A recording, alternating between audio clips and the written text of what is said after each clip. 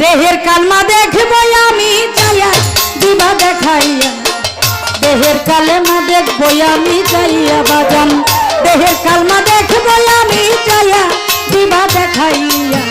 দেহের কালেমা দেখব আমি চাইয়া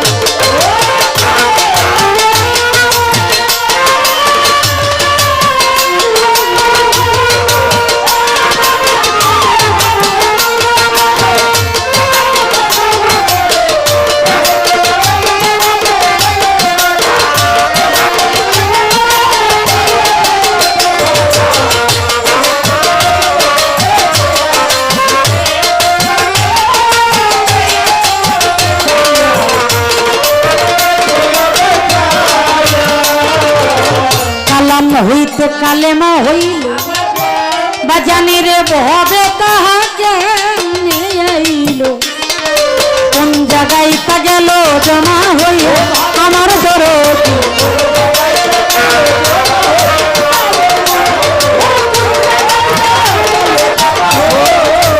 ওরে বাজান কালাম হতো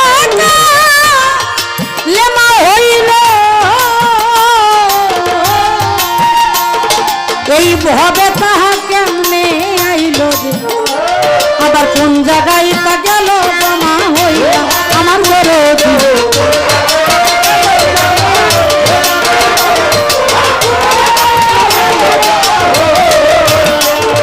ওরে সেখান হতে কোন বা পথে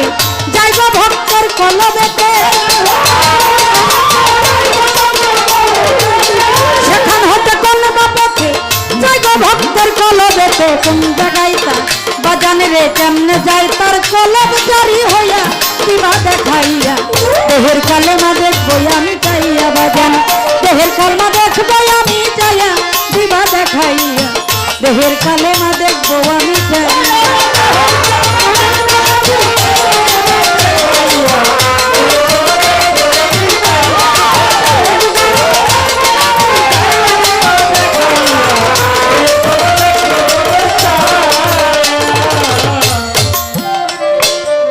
কালেমার কি নকশায় আছে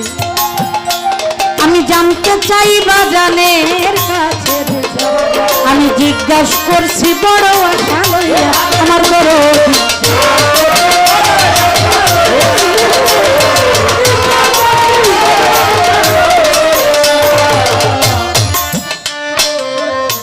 ওরে বাজান কালেমার কি নকশায় আছে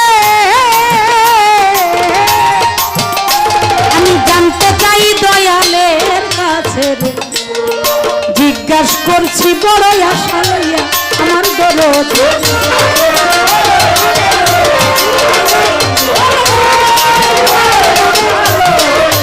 ওরে বাজান কলবের দরজা কয়টা খুলে বলো বাপের বেটা কলবের দরজা কয়টা খুলে বলো বাপের বেটা কোন দরজায় কোন মালিক রয় দাঁড়াইয়া বাজান কোন দরজায় কোন মালিক রয় দাঁড়াইয়া দিবা দেখাইয়া দেহের কালমা দেখবো আমি চাইয়া বাজান দেহের কালমা দেখবো আমি চাইয়া দিবা দেখাইয়া দেহের কালমা দেখবো আমি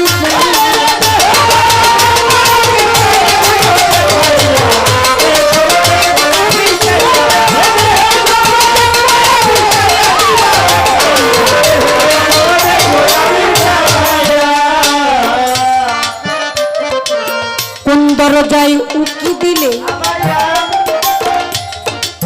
বাজানের মসজিদ একটা সামনে মিলে রে আবার কোন নামাজ হয় দরজা খুলিয়া আমার দরদ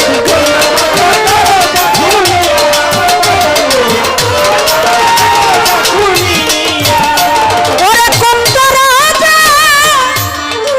উকি দিলে মসজিদ একটা সামনে মিলে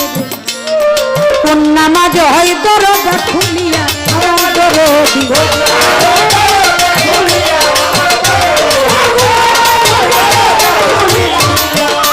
শুনি একটা পাখি ইমাম হইয়া গুপ্ত নামাজ দেয় পড়াইয়া একটা পাখি ইমাম হইয়া গুপ্ত নামাজ দেয় পড়াইয়া তুই সাগরে তিন সাগরের পানি দেয় খাওয়াইয়া দিবা দেখাইয়া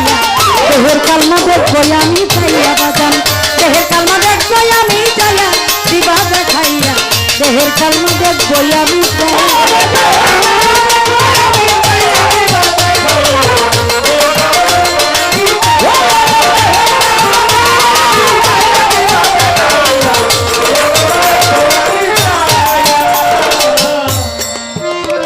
সরকার রশিদ বলে ওই জায়গাতে দয়াল তুমি বলবা কথা কুরআন মতে রে আমি জিজ্ঞাসা করি বড় আশা লইয়া আমার বাজান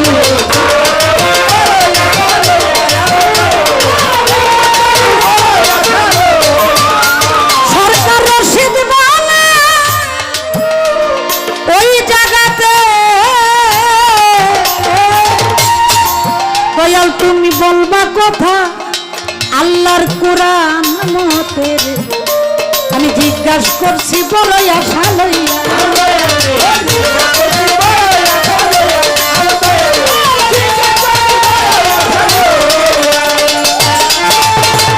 সত্য জবাব দিতে হবে অন্তর হইতে ভক্তি পাবে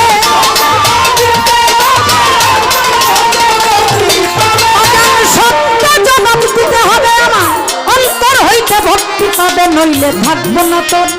ফাটা পাই তেল দিয়া বাজান থাকবো না তোর ফাটা পাই তেল দিয়া দিবা দেখাইয়া দেহের কালেমা দেখবই আমি চাইয়া বাজান দেহের কালমা দেখবই আমি চাইয়া দিবা দেখাইয়া দেহের কালেমা দেখবই আমি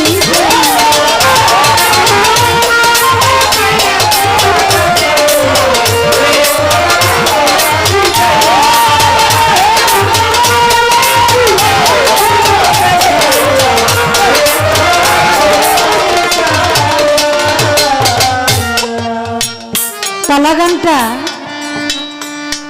এটা আমাদের ফরিদপুর অঞ্চলে থাকে বিচার গান বলে কেন আগে বিচার তারপরে তারা গান শুনে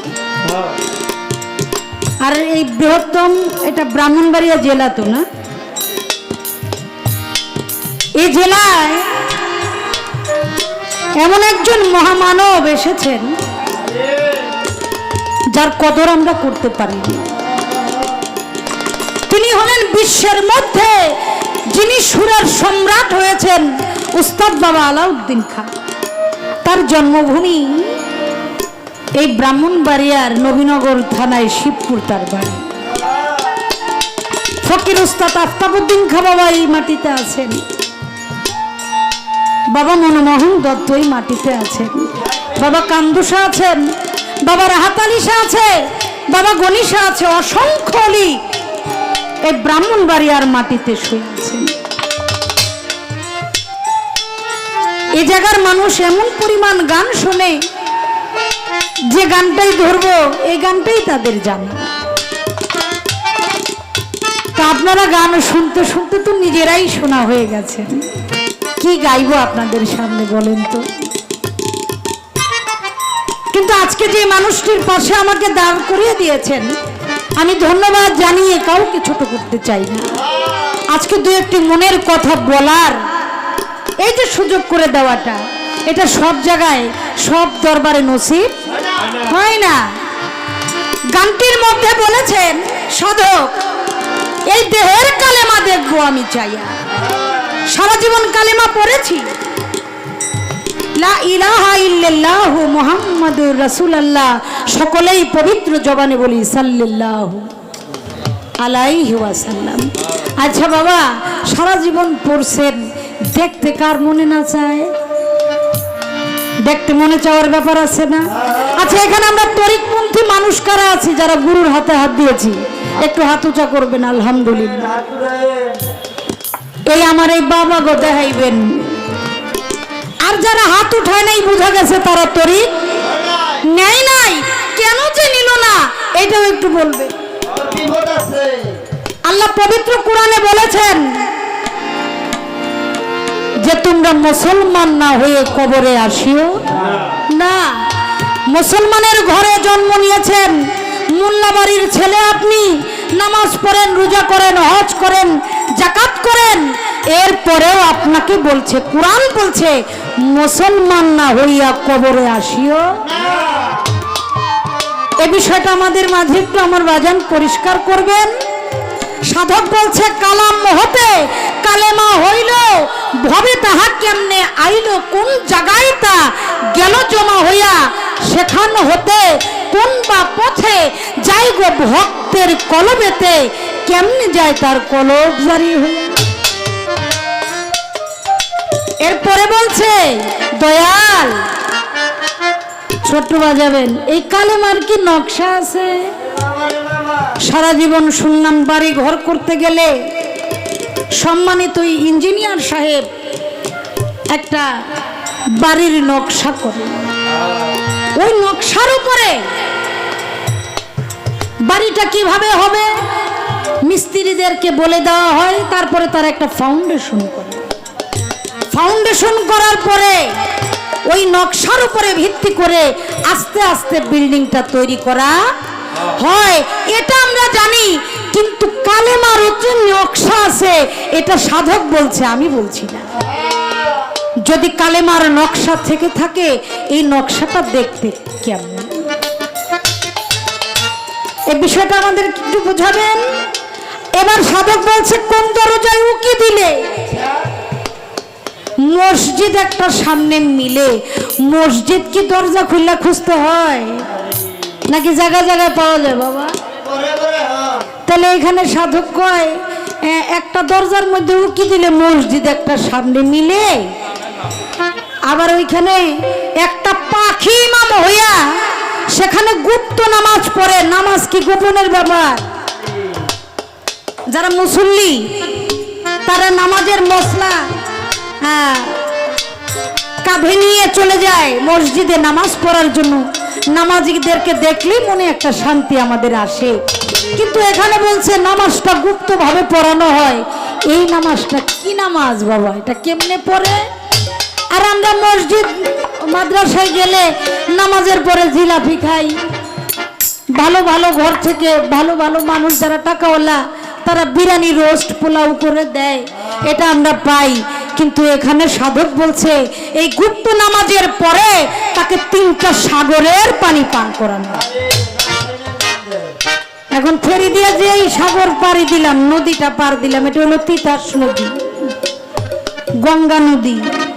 পদ্মা নদী, মেঘনা নদী, তাই না? আমার বাবা আরেকটা নদী পার হয়ে আসছে, এটা হলো যমুনা নদী। কিন্তু এই নদীর কথা বলে নাই, 3টি সাগরের কথা বলা হয়েছে। ওই সাগর থেকে 3 রকমের পানি খাওয়ানো হয়। কিভাবে খাওয়ানো হয়? কি কি সাগরের পানি খাওয়ানো হয়? শুধু তাই না,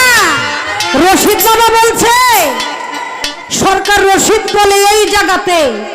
তুমি বলবা কথা কোরআন মতে। আমি জিজ্ঞাসা করছি বড় আশা নিয়ে, কোনো হাদিস দলিল নাই, কোরআন। আমার বাজান যেন আমাদেরকে এখান থেকে বুঝায়, আমার আর কিছু বলার নেই।